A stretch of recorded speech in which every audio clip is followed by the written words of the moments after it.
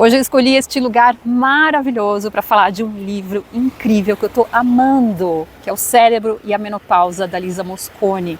A Lisa é uma estudiosa sobre o cérebro da mulher, principalmente na fase da menopausa. Ela é uma cientista, então ela está trazendo aqui um monte de informação científica, de estudos, de pesquisa, estudos realizados por ela mesma.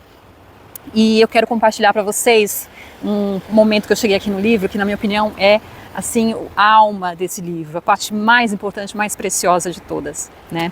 E o que me inspirou a falar isso aqui com vocês é o fato de eu ter visto outro dia na rede uma famosa e global falando num tom de desdém, tristeza, né? Que a mulher, quando chega na menopausa, ela começa a perder massa cinzenta, como se fosse uma coisa terrível e tudo mais, né? É muito triste quando a gente vê assim esses recortes na internet, sem o contexto todo, né? Baseado em opiniões de pessoas que não sabem bem o que estão falando, né?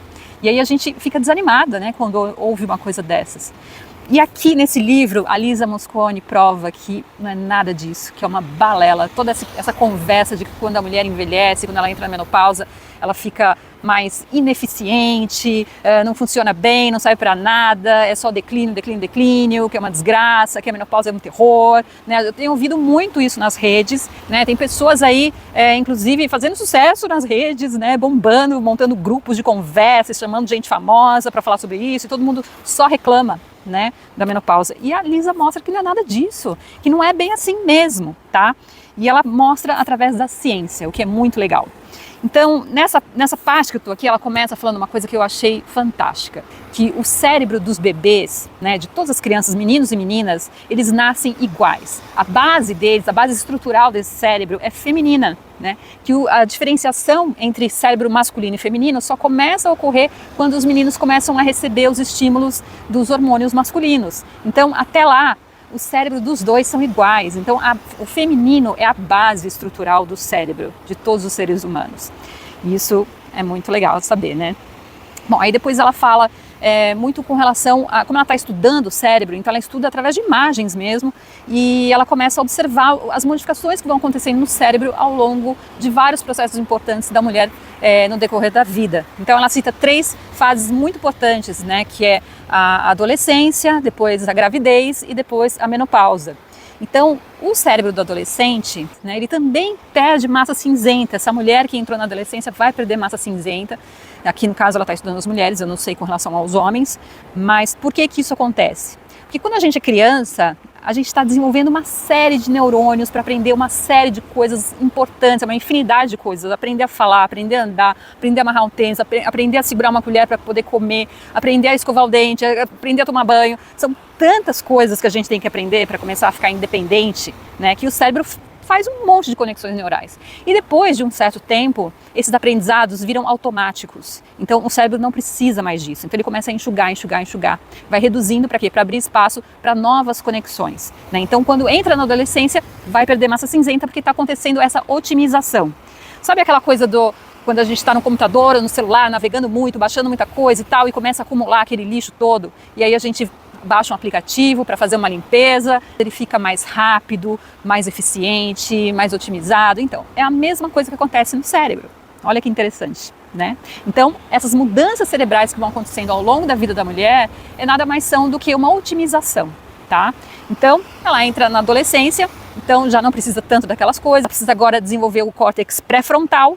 Por quê? Porque a gente precisa começar a desenvolver mais discernimento das coisas. A gente sai daquela coisa mais intuitiva da criança para começar a entrar na sociedade, aprender a amadurecer, né? Então aprender a desenvolver o discernimento do que é certo e errado, do que eu posso e não posso, né? Como que eu devo me comportar na sociedade. Então ela vai para um trabalho mais lógico, assim. A mente da mulher começa a ir mais nesse caminho.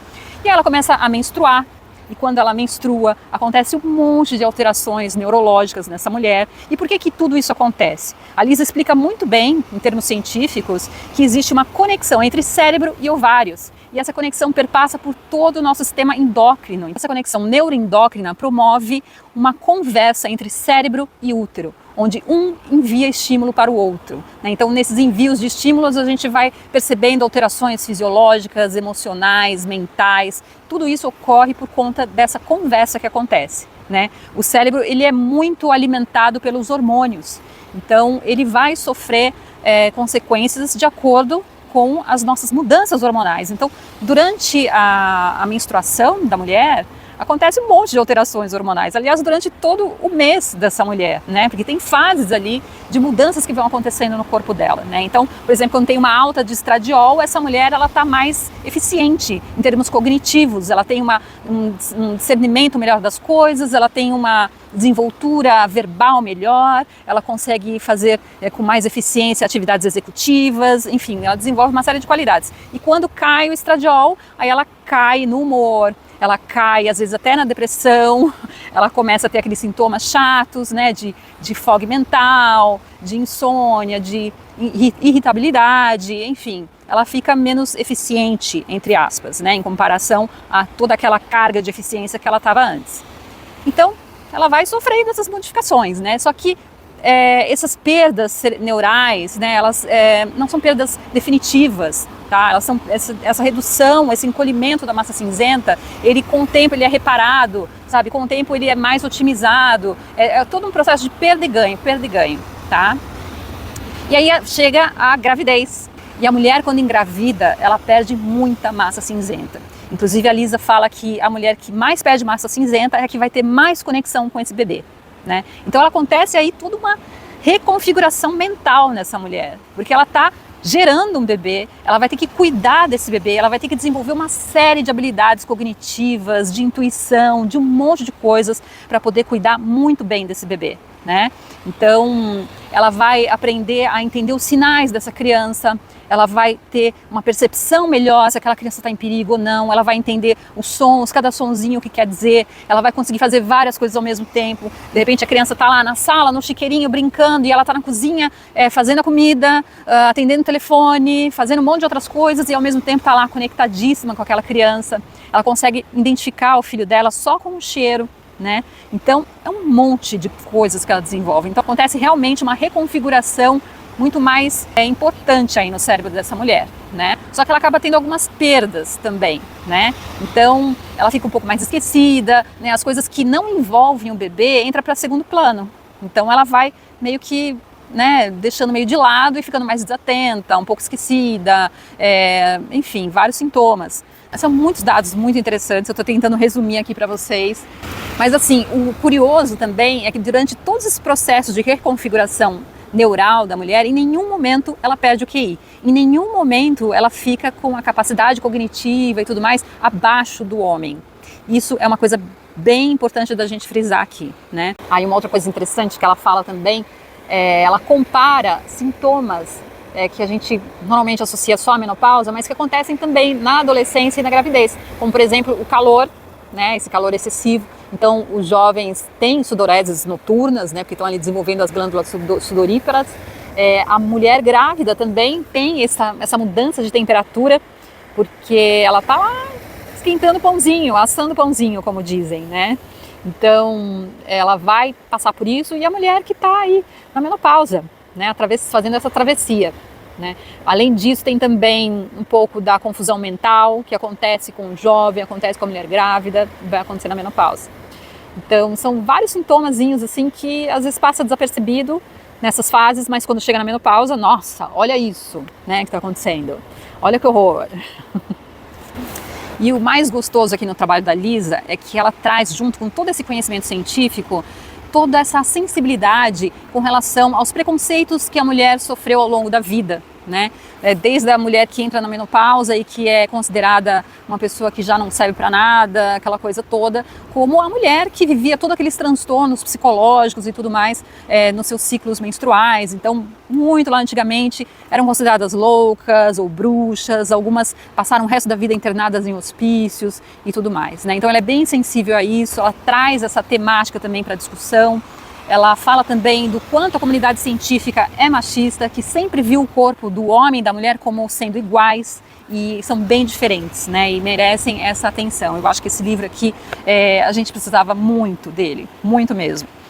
Bom, continuando, então a mãe passa por tudo isso e aí chega a menopausa. Bom, a menopausa, para quem não sabe qual é o momento certo dela, a gente considera como aquele momento em que a mulher atingiu 1 ano sem menstruar. Então, completou 1 ano em que ela não menstrua mais, então ela está atravessando a menopausa. Ela fez a travessia, né, da menopausa.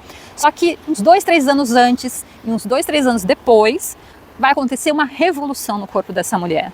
Vai ter muitas reconfigurações, muita otimização cerebral, o corpo para realmente de produzir hormônios que são bem importantes para o cérebro, né? Então é uma fase assim de muita bagunça, porque conforme vai reduzindo esses hormônios, o cérebro vai tentando outras formas de continuar funcionando como se estivesse recebendo esses hormônios, então ele usa outros hormônios para compensar, aí outras partes do cérebro ficam, como se diz, descobertas, né? Como se fossem soldadinhos que são recrutados para ocupar aquele lugar que ficou vago e aquelas outras áreas que eles ocupavam ficam sem cobertura, né? Então é todo um processo bem dificultoso de ajuste. Tem até um gráfico aqui que eu já postei uma vez no meu Instagram, que é tirado deste livro, que mostra justamente a oscilação hormonal, porque o cérebro fica tentando compensar isso, né? Então ele fica nesse pico, sobe, desce, sobe, desce. Eu até brinquei falando que parece um sismógrafo, né? Aqueles leitores de terremoto.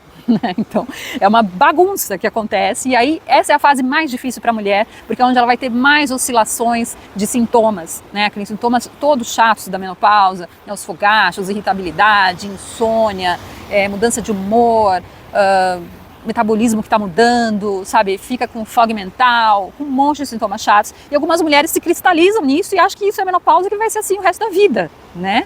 E não é bem assim, e essa é a parte mais legal desse livro, porque ela traz pesquisas, estudos, assim, mostrando que isso não é definitivo, tá? Então, passou essa fase turbulenta, essa mulher começa a decolar no gráfico de felicidade. Olha outro gráfico aqui desse livro, olha que maravilhoso. Então, isso aqui, gente, é baseado em pesquisas com mulheres do mundo inteiro, tá? A maioria delas relatam uma tremenda felicidade. Elas se sentem mais felizes do que antes, né, de entrar na menopausa, quando eram jovens, né? E aqui ela cita uma lista enorme de razões do porquê essa mulher se sente muito mais feliz, né? É claro, gente, eu já até fiz uma live aqui falando sobre isso, sobre a menopausa, que a gente precisa plantar sementes para quando chegar nesse momento da vida a gente poder colher. Então, a semente, uma das mais importantes, é a da saúde, né? Então, se a gente plantou as sementes da saúde ao longo da vida, a gente vai atravessar, vai passar por essa turbulência, mas depois vai chegar lá na ilha paradisíaca, tá, gente? Só que se você não cuidar da sua saúde, vai chegar lá nessa idade e vai sofrer muito, né? Então, essas mulheres que alegam sentir muita felicidade são mulheres que plantaram algumas sementes, né? A gente tem que plantar a semente da saúde, a semente da prosperidade, ou seja, a gente tem que trabalhar toda uma carreira profissional e tudo mais para chegar ali com uma estabilidade financeira. A gente tem que cultivar bons amigos, porque a gente vai perdendo muita gente ao longo da vida, a gente vai perdendo os pais, um monte de parentes, enfim. Então, é os amigos que ficam, né? Então, a gente tem que cultivar isso, cultivar o amor próprio, um monte de coisas, né? Então, essas mulheres chegam lá em cima se sentindo muito mais satisfeitas, né? Não tem mais o peso da responsabilidade de cuidar dos filhos, porque os filhos já estão grandes, já saíram de casa. Ela é mais seletiva, né? Prioriza mais ela, né? Ela está mais aberta, ela está mais expansiva, né? Para experimentar coisas novas, ir morar num lugar novo, aprender coisas novas, né? A se jogar mais no mundo. Enfim, ela tem mais empatia, ela tem mais disposição, apesar da idade, né? Ela não se apega tanto a coisas negativas, isso já não tem tanto peso na vida dela. E ela fala uma coisa muito interessante a respeito do termo menopausa. Ela fala que isso é um erro, que deveria ser menostart, ou seja, um novo começo, um recomeço de vida, né? Ela fala que a mulher nessa fase ela está passando por uma transcendência, né, de uma nova vida cheia de coisas a serem exploradas. Ela fala que a mulher se sente mais livre, mais assertiva com as necessidades dela. Ela aprendeu quem ela é, né, porque ela passou por tantas coisas, tantos desafios, tantas frustrações e conquistas. Então ela sabe quem ela é. Então ela está mais inteira, mais empoderada, né, mais corajosa, não está mais preocupada com questões sociais, né? Ela não está mais preocupada com a desenvoltura sexual, ela está assim com foco em outras coisas que são importantes para ela e não para os outros, né? Ela deixa de ser aquela pessoa que está só cuidando do outro e tudo mais e passa agora a cuidar de si. Ela fala que a amígdala da mulher na menopausa responde menos a informações emocionalmente desagradáveis. Que após a menopausa nós temos mais controle das emoções, temos uma resiliência maior, mais flexibilidade emocional. e que priorizam a preciosidade do amor incondicional, que a gente vê muito nas avós com seus netinhos, né? E falando em avós, bom, para quem ainda acha que a mulher chega nessa idade e não serve para mais nada, ela aponta aqui um outro estudo feito por uma cientista mulher com grupos primitivos lá na Tanzânia para entender qual que é o papel da avó nessas comunidades. Então ela traz um dado muito interessante aqui, que nessas tribos os homens caçam e as mulheres colhem frutas, enfim, tudo aquilo que é comestível à base de plantas. Então, nesse estudo, eles relatam que só 3% das vezes que o homem sai para caçar, ele realmente consegue trazer uma caça de boa qualidade para a comunidade toda. Então, a base da dieta dessas comunidades é a base de plantas, né? Contrariando aí quem é fã da dieta paleo, se deve graças ao trabalho dessas mulheres, tanto mulheres jovens quanto as avós, né? Então, essas mulheres jovens, elas engravidam, né? E elas precisam de cuidados. Quem que vai cuidar? É essa avó, que não está mais ali disputando com ela, e sim está nesse papel de cuidadora daquela mulher que tem mais empatia, né, que consegue acolher toda a comunidade, cuidar dessa comunidade, né? Então ela vai trabalhar mais porque aquela mulher está grávida, precisando de mais repouso, então ela vai colher, ela vai cuidar dessa mulher, ela vai ajudar a cuidar dessa criança, né? Então ela tem um papel importante nessa engrenagem da estrutura social e da propagação da espécie, né? Então ela exerce esse papel. Resumindo, essa mulher vai chegar agora, nesse momento da vida, com muito mais desenvoltura para exercer um papel importante na sociedade. Ela não está mais ali para reproduzir, agora ela está ali para fazer outras coisas, né? Agora com todas as qualidades que ela tem, as qualidades neurológicas, as qualidades de experiência, com a empatia que ela tem, com essa capacidade de ajudar o coletivo, de ser a engrenagem de uma sociedade, né? Então é realmente um novo começo para essa mulher, e essa mulher não pode ser deixada de lado, porque ela pode colaborar muito para a sociedade, né? Porque ela tem mais empatia, ela tem mais capacidade de acolher as pessoas, ela tem experiência, ela está mais tranquila, mais empoderada, enfim. É muito lindo esse trabalho da Liz. Eu realmente aconselho todas as mulheres a lerem esse livro, porque ele é uma delícia de ler, ele é muito positivo, eu acho, nesse sentido todo. A mulher na menopausa, ela vai perder massa cinzenta, mas ela vai recuperar uma parte. Isso também é processo dessa configuração neural, né, desse enxugamento que precisa acontecer, essa otimização para que a mulher chegue nesse novo patamar. Tá? Então eu aconselho que todas as mulheres leiam, porque é muito positivo, é muito gostoso poder ouvir tudo isso, né, entender como que o nosso corpo funciona, né? Eu acho que é bom para mulheres de todas as idades. Um livro necessário, muito importante, estava faltando realmente um trabalho desse sendo feito, e a Lisa Mosconi continua com o seu trabalho, então vale a pena acompanhar ela, tá bom? Então é isso, beijos!